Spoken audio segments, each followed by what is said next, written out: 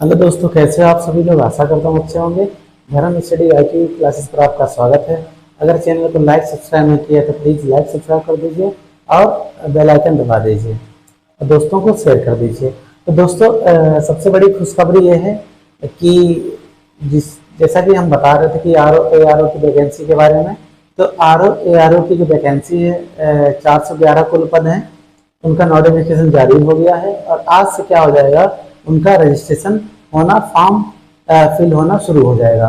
तो आप सभी लोग अपना फॉर्म भर दीजिए। और फॉर्म भरने के लिए कंडीशन ये दे रखी है कि जिस किसी भी व्यक्ति ने ओटीआर नहीं भरा है, वन टाइम रजिस्ट्रेशन, तो वो फॉर्म फिल नहीं कर पाएगा। अब तो आप पहले ओटीआर करेंगे, उसके 72 घंटे बाद आप क्या करेंगे, फॉर्म को भर पाएंगे। ये उसमें साफ साफ नोटिफिकेशन में दे रखा है। तो दोस्तों, हम इस पे आप आज वीडियो बनाएंगे कि क्या इसकी योग्यता है, क्या इसकी आयु है और कौन कौन लोग इसमें फॉर्म भर सकते हैं और संपूर्ण जानकारी। अभी तो सिर्फ एक नोटिफिकेशन छोटा सा दे रखा है, उसमें कोई ये नहीं बता रखा है कि कितने आर ओ के पद अलग अलग हैं। टोटल पद उन्होंने कुल पद बता रखे हैं 411, और हो सकता है और भी पद बढ़े, हो सकता है और भी पद बढ़े, इसलिए उन्होंने डिफाइन नहीं कर रखा है। तो कल नोटिफिकेशन जारी हुआ था, तो फॉर्म भरना आज से शुरू हो जाएगा। तो जिन लोगों ने ओटीआर कर लिया है वो अपना फॉर्म भर दें, और जिन्होंने नहीं किया है तो घबराने की कोई बात नहीं है, आप कर दें। उसके 72 घंटे बाद आप फार्म को भर पाएंगे। तो ये सबसे बड़ी खुशखबरी है। अब धीरे धीरे वैकेंसी आना शुरू हो गया है। आर ओ है, अभी एपीएस आया था, अब ऐसे लोअर की भी वैकेंसी आएगी। और उससे पहले एपीएस जो पेड करा रहा है, उसकी परीक्षा जो 28-29 तारीख को है, उसको आप मन लगाकर परीक्षा दें, क्योंकि लोअर की जो वैकेंसी आएगी वो उसी की मेरिट के आधार पर क्या किया जाएगा, उसको भरा जाएगा। तो आप लोगों से अनुरोध है कि आप लोग अपडेट रहते रहिए, देखते रहिए कि क्या चल रहा है, इसमें क्या जानकारी दी जा रही है, और आप लोग फॉर्म को भर दीजिए। दोस्तों, हम लोग बात कर रहे थे, जो हमारा टॉपिक चल रहा था प्रधानमंत्री वाला। अब प्रधानमंत्री जो टॉपिक चल रहा था, एक सेकेंड,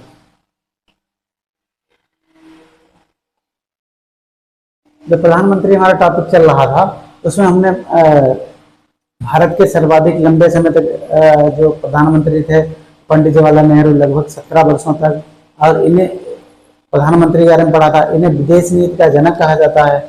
इनके कार्यकाल में गुटनिरपेक्ष हुआ था, पंचशील समझौता हुआ था।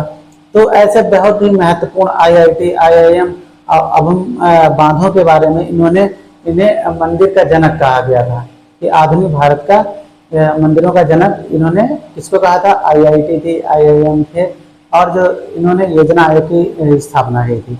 तो इस प्रकार से इन्होंने जो महत्वपूर्ण काम किए थे, इनके कार्यकाल में जो भी महत्वपूर्ण कार्य हुए थे उनके बारे में हमने आपको बताया था। और इसके बाद हमने आपको दूसरा प्रधानमंत्री बताया, लाल बहादुर शास्त्री जी। ठीक है, तो लाल बहादुर शास्त्री जी थे। अब जैसे पंडित जवाहरलाल नेहरू जी की अगर बात की जाए, तो पंचशील समझौता हुआ, गुटनिरपेक्ष हुआ, नाम जिसे कहते हैं एनएएम, और इन्होंने भाषा के आधार पर आंध्र प्रदेश पहला राज्य अलग हुआ था, ये भी इन्होंने बताया था। और 1 नवंबर 1956 को 14 राज्य 6 संघ राज्य क्षेत्र थे, ये भी हमने आपको बताया था। इसके आगे हमने आपको बताया था कि 1 नवंबर 1956 को लागू किया गया था कौन सा, राज्य पुनर्गठन आयोग की अनुशंसा पर। ठीक है, तो इनके यहाँ क्या हुआ था, और 1961 की बात है, 19 गोवा दमनदीव और की पुनः प्राप्ति है। इन्होंने ऑपरेशन विजय चलाया था। कौन सा, ऑपरेशन विजय चलाया था। ठीक है, तो ये पंडित जवाहरलाल नेहरू के जो महत्वपूर्ण विषय थे वो हमने आपको रिवाइज कराया। अब इसके बाद आया था 1964 से लेकर 66 तक, ये कौन थे, लाल बहादुर शास्त्री जी थे। अब इनका भी कार्यकाल बहुत महत्वपूर्ण है। इनके कार्यकाल में क्या हुआ, ताशकंद समझौता हुआ 1966 में, और इन्होंने एक जो था राजभाषा अधिनियम 1963 लागू हुआ था। राजभाषा अधिनियम 1963 लागू हुआ था लाल बहादुर शास्त्री के कार्यकाल में। और युद्ध के दौरान जब युद्ध हुआ था, तब हुआ था युद्ध कच्छ के रण को लेकर 1965 में। कच्छ का रण कहाँ है, कच्छ में होगा दलदल और रण में होगा क्षेत्र। तो दलदल वाला क्षेत्र कहाँ, गुजरात में था कच्छ का रण। तो इस समय जब आक्रमण किया था पाकिस्तान ने भारत पर 1965 में, तो वहां के अयूब खान राष्ट्रपति थे 1965 में। और यहाँ के जो गुजरात के उसमें मुख्यमंत्री थे बलवंत राय मेहता, इनका क्या हो गया था, उसमें निधन हो गया था। ठीक है, फिर 1966 में भारत और पाकिस्तान के बीच ताशकंद समझौता हुआ 1966, और 10 जनवरी 1966 को इनका हृदयाघात की हृदय की गति रुकने से इनका देहावसान हो गया, देहांत हो गया। तो पहला हमारा पंडित जवाहरलाल नेहरू जी हो गया, दूसरा हमारा लाल बहादुर शास्त्री हो गया। अब सबसे आयरन लेडी से कहते हैं इंदिरा गांधी जी। इनका कार्यकाल बहुत ही महत्वपूर्ण था। इनका कार्यकाल लगभग इंदिरा गांधी का 1966 से लेकर 77 तक हुआ। पहले 1966 से लेकर 1970 तक हुआ, फिर 1980 से लेकर 84 तक हुआ। 2 बार में ये भारत के प्रधानमंत्री बनी थी और पहली महिला थी, ये पहली महिला थी, ठीक है, भारत की। अब इसके बाद हमने आपको बताया था इनमें महत्वपूर्ण काम कौन कौन से हुए थे आपके।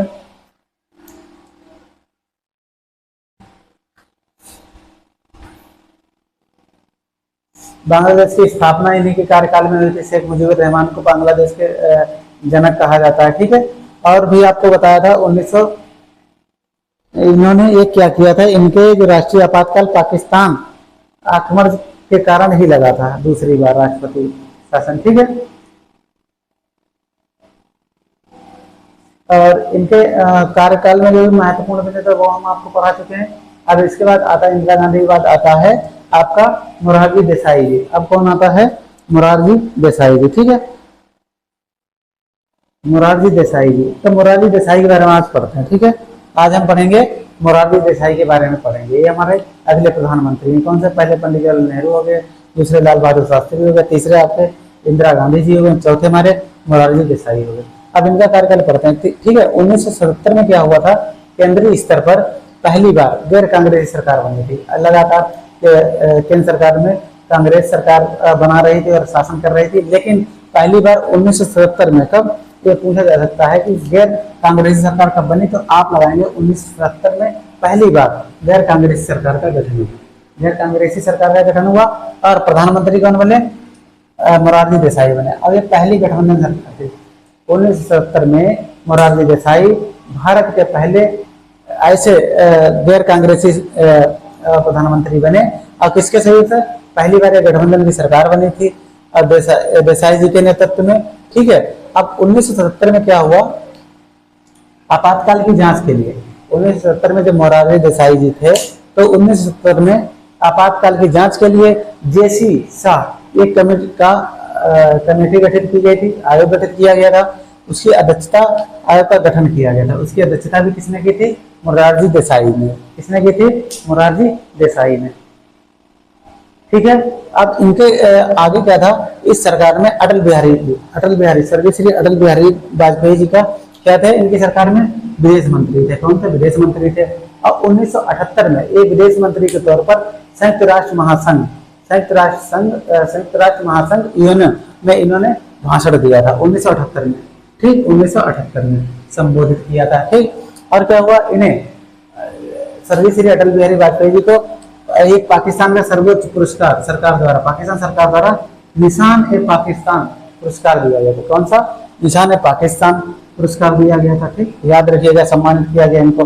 फिर क्या हुआ, 1978 में बीपी मंडल की अध्यक्षता में आयोग का गठन किया गया था, जिसमें क्या था, ओबीसी को आरक्षण से संबंधित जो प्रावधान किए गए थे वो इसमें लागू कब किया था, 1978 में 44वां संशोधन हुआ था, 20 जून 1979 को लागू हो गया था बीपी मंडल आयोग, ठीक है।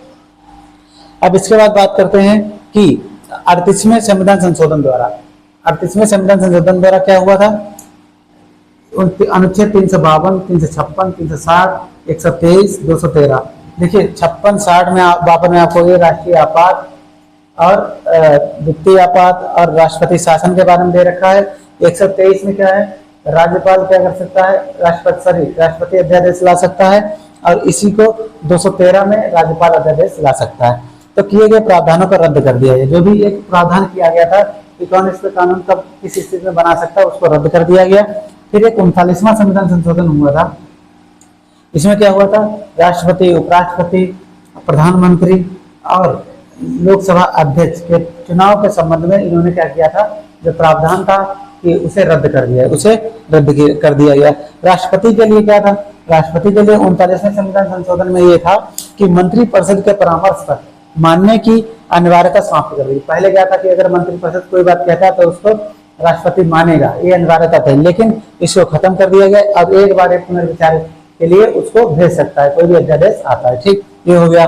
अब इसके बाद बात करते हैं लोकसभा और विधानसभा का कार्यकाल जो था, पहले 5 से जो बढ़ाया गया था 6 वर्ष, फिर इसको पुनः पुनः क्या कर दिया गया, 6 वर्ष से घटाकर 5 वर्ष कर दिया गया। ठीक, 6 वर्ष से घटाकर इसको 5 वर्ष कर दिया गया। ठीक, फिर अनुच्छेद 352 में क्या था, मंत्रिमंडल शब्द का उल्लेख है, याद रखें, मोस्ट इंपॉर्टेंट है।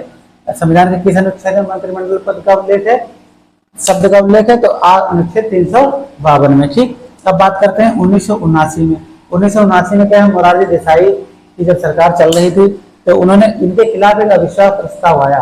क्या आया, अविश्वास प्रस्ताव आया, तो इन्होंने पारित होने से पहले ही इस्तीफा दे दिया। इन्होंने क्या क्या दे दिया, इस्तीफा दे दिया। जब तक पारित हो रहा तब तक उन्होंने इस्तीफा दे दिया था। फिर इसके बाद क्या हुआ, नोट करके लिखिए, 1979 में चौधरी चरण सिंह के नेतृत्व में, चौधरी चरण सिंह के नेतृत्व में दूसरी गठबंधन सरकार, पहली मोरारजी देसाई के नेतृत्व में पहली गठबंधन सरकार बनी, इन्होंने इस्तीफा दे दिया जब अविश्वास प्रस्ताव आया 1979 में।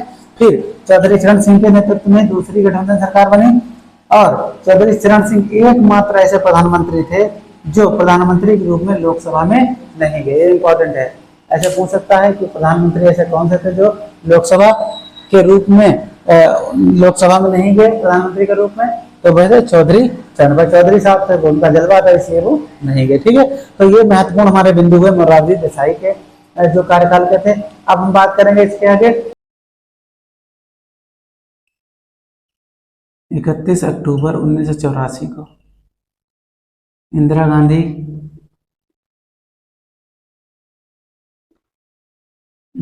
के निधन के बाद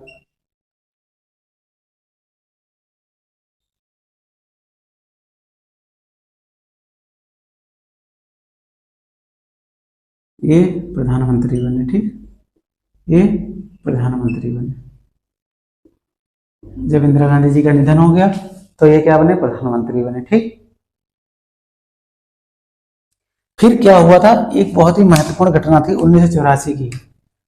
1984 में 1984 में जो दंगे हुए थे, सिख दंगे, सिख दंगों की जांच हेतु, दंगों की जांच हेतु, सिख दंगों की जांच हेतु नानावटी आयोग, मरवाह आयोग और सीकरी आयोग ने की थी। ठीक है, जो सिख के दंगे थे उनकी जांच किसने की थी, याद रखिए, मोस्ट इंपॉर्टेंट है। लिखिए, पहला लिखिए, नानावटी आयोग, नानावटी आयोग, नानावटी आयोग। अगला लिखिए, मरवाह आयोग, मरवाह आयोग, नानावटी आयोग, मरवाह आयोग। अगला लिखिए, सीकरी आयोग, एसएम सीकरी वाला, सीकरी आयोग। जब इंदिरा गांधी जी का निधन हुआ था उसकी जांच के लिए, सिख विरोधी दंगे हो रहे थे, उन दंगों की जांच के लिए ये 3 आयोग गठित किए गए थे, नानावटी आयोग, मरवाह आयोग, सीकरी आयोग, 1984 में। ठीक, और 1984 में क्या हुआ था, कांग्रेस को 1984 में कांग्रेस को 50% से अधिक मत मिले थे, 50% से अधिक मत मिले, अधिक मत मिले। ठीक, जिसके कारण क्या हुआ था, जिसके कारण राजीव गांधी जी को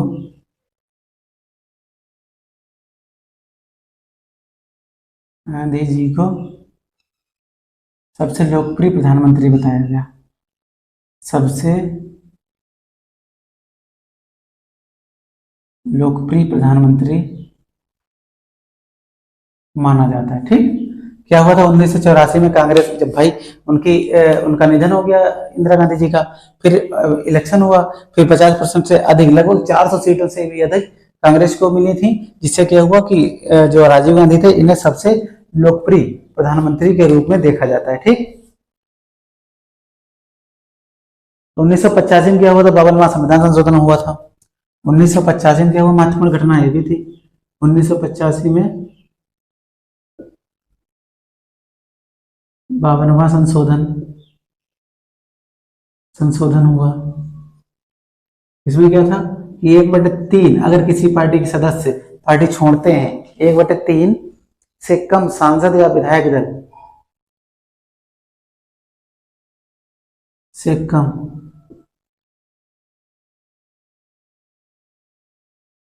सांसद या विधायक दल बदल करते हैं,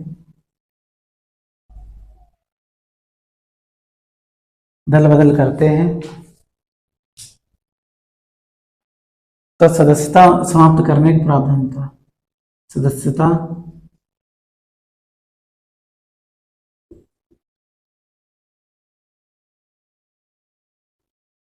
करने का प्रावधान था। ठीक, ये हुआ था, इंपॉर्टेंट चीज थी। ठीक, 1985 में 52वां संविधान संशोधन हुआ। इसमें क्या था, किसी भी दल के सांसद या विधायक दल बदल करते हैं 1/3, तो उनकी सदस्यता समाप्त करने का प्रावधान था। ठीक, अब इसके बाद था असम की शरणार्थी समस्या के समाधान में भारत सरकार एवं आसू असम समझौता हुआ था 15 अगस्त 1985 को। ऐसा था, जो असम की सरकार थी उसमें समस्या थी शरणार्थी जो लोग रहते थे, और एवं भारत सरकार के भी आसू एक वहां का ग्रुप था असम समझौता वाला, तो उसे 15 अगस्त 1985 में किया गया था। ठीक, अब देखिए पंजाब की समस्या के समाधान हेतु, पंजाब की समस्या के समाधान हेतु पंजाब की समस्या का के समाधान हेतु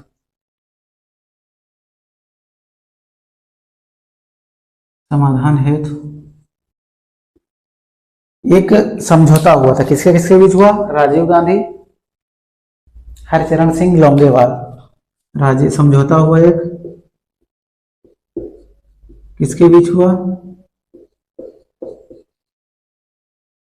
राजीव गांधी और हरचरण सिंह लोंगेवाला। देखिए, हरचरण सिंह लोंगेवाला के बीच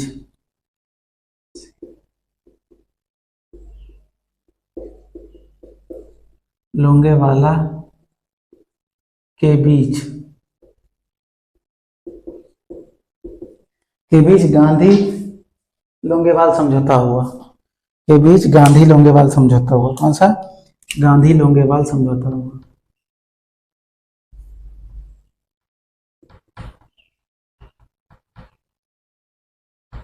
ये पूछ सकते हैं किसके किसके बीच हुआ था? राजीव गांधी और एक पंजाब का है वो था हरचरण सिंह लोंगेवाला, इसके बीच हुआ था। ठीक, ये है, याद रखिएगा, गांधी लोंगेवाल समझौता। ठीक,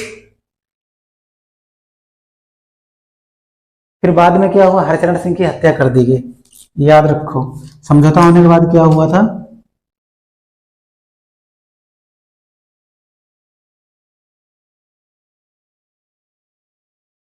सिंह की हत्या कर दी गई। वह समझौता हुआ, जो सिख विरोधी दंगे में शामिल थे उन्हें अच्छा नहीं लगा, इन्होंने समझौता शांति के लिए किया था, तो उन्होंने क्या किया? उनकी इसकी हत्या कर दी, हरचरण सिंह की। हरचरण सिंह की क्या कर दी? हत्या कर दी। ठीक,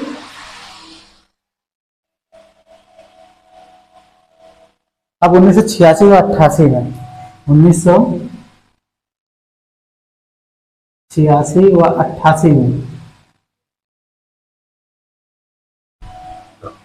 1986 व 88 में पंजाब में आतंकवादियों के विरुद्ध ऑपरेशन पंजाब में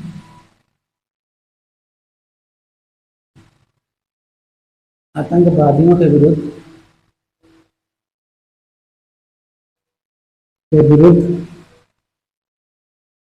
ऑपरेशन ब्लैक थंडर चलाया गया। ऑपरेशन ब्लैक थंडर चलाया गया। ऑपरेशन ब्लैक थंडर चलाया गया। ठीक, ऑपरेशन ब्लैक थंडर चलाया गया था। ठीक है, 1986 व 88 में पंजाब में आतंकवादियों के विरुद्ध क्या हुआ था? आतंकवादियों को खत्म करने के लिए ऑपरेशन ब्लैक थंडर चलाया गया था। ये बहुत बार पूछा जा चुका है। ठीक, 1986 में, 1986 लिखिए, 1986 में मीजो समझौता हुआ था। 1986 में मीजो समझौता, मीजो मतलब मिजोरम, मीजो समझौता हुआ। इसमें क्या था, मीजो समझौता में क्या था, लिखिए 1986 में मीजो समझौता हुआ। फिर क्या हुआ, मिजोरम की समस्या के समाधान है तो मीजो समझौता हुआ। और 53वां संशोधन हुआ था, 53वां संशोधन, 53वें संशोधन क्या हुआ, इसे, इसको मिजोरम को, मिजोरम के लिए संशोधन किया गया और 371 जे में प्रावधान किया गया। 371 जी, 371, 371 जी में, सर जी में मिजोरम के लिए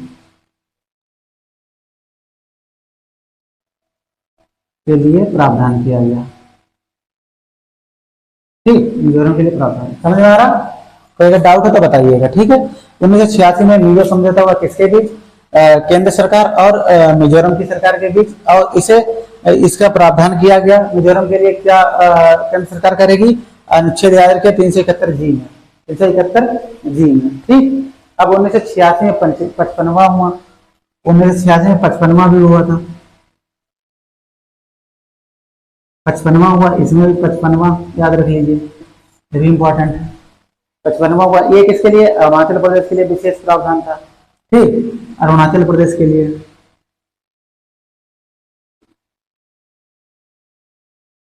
तो 371 एच, 371 एच नामक नया अनुच्छेद जोड़ा गया, नामक नया अनुच्छेद जोड़ा गया, ठीक। तो क्या हुआ, 1986 में पहले मिजोरम के लिए विशेष उपबंध किया गया था और अनुच्छेद 371 जी जोड़ा गया प्रावधान करके, 53वां संविधान संशोधन। फिर 55वां हुआ अरुणाचल प्रदेश के लिए, 371 एच नामक नया अनुच्छेद जोड़ा गया। इसके बाद लिखिए 56वां भी हुआ था, ये मोस्ट इंपॉर्टेंट है, 56वां 1987 में हुआ था, 1987 में। इसमें क्या था, गोवा में विधानसभा के गठन के लिए, गोवा में विधानसभा, गोवा में विधानसभा का गठन, गठन और लिखिए 371 आई, 371 आई प्रावधान किया गया, ठीक, याद रखना बहुत इंपॉर्टेंट है। अब 56 हो गया। अब क्या हुआ था, 1987 में राजीव गांधी और श्रीलंका के राष्ट्रपति, एक समझौता हुआ था उनके बीच। 1987 में क्या हुआ, ये घटना बहुत महत्वपूर्ण है। 1987 देखिए, 1987 में क्या हुआ था, राजीव गांधी और प्रधानमंत्री, श्रीलंका के प्रधानमंत्री, पीएम कौन कौन थे, जयवर्धने, जयवर्धने, जयवर्धने के बीच एक समझौता हुआ, बीच क्या हुआ, समझौता हुआ। और समझौता किस लिए हुआ था, एक श्रीलंका का वहां का आतंकवादी ग्रुप था लिट्टे, समझौता किसके लिए, लिट्टे, LITTE, LITTE, LTTE, LTTE, LTTE, LTTE, LTTE, ठीक। ये वहां का एक आतंकवादी संगठन था श्रीलंका का। इसको खत्म करने के लिए, लिट्टे की समस्या का समाधान हेतु भारतीय सेना द्वारा, भारतीय सेना द्वारा, भारतीय सेना द्वारा, भारतीय सेना द्वारा ऑपरेशन, ऑपरेशन पवन चलाया गया था, ऑपरेशन पवन चलाया गया, ऑपरेशन पवन चलाया गया, पवन चलाया गया, ऑपरेशन पवन चलाया गया, ठीक। ऑपरेशन पवन चलाया। क्लियर। अब इसके आगे देखिए, अब ऐसा था 1987 में लिट्टे आतंकवादियों से मालदीव को छुड़वाने के, ठीक। एक और लिखिए, 1987 की घटना है। 1987 में भारतीय वायुसेना द्वारा, वायुसेना दिवस कल मनाया गया 8 अक्टूबर, याद रखना। भारतीय वायुसेना द्वारा मालदीव को, भारतीय वायुसेना द्वारा मालदीव को छुड़वाने हैं,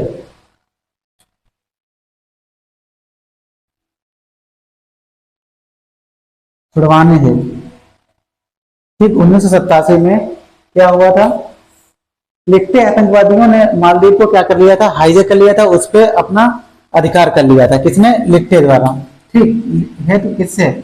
लिट्टे से, ठीक।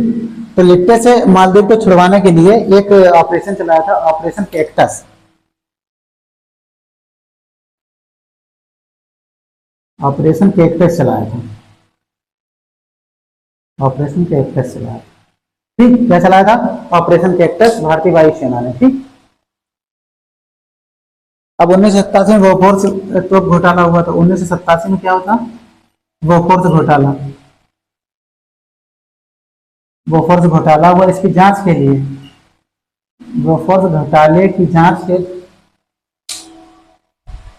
वी शंकरानंद की अध्यक्षता में संयुक्त संसदीय समिति का गठन किया गया था। बोफोर्स घोटाले की जांच हेतु क्या हुआ था? शंकरानंद, देखो, वी शंकरानंद, वी शंकरानंद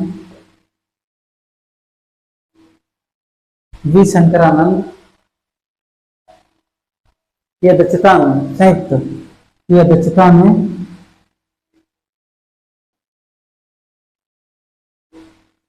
संयुक्त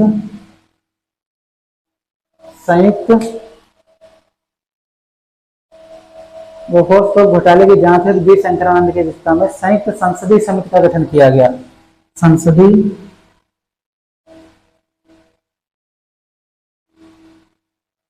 जेपीसी कहते हैं, समिति का गठन किया गया,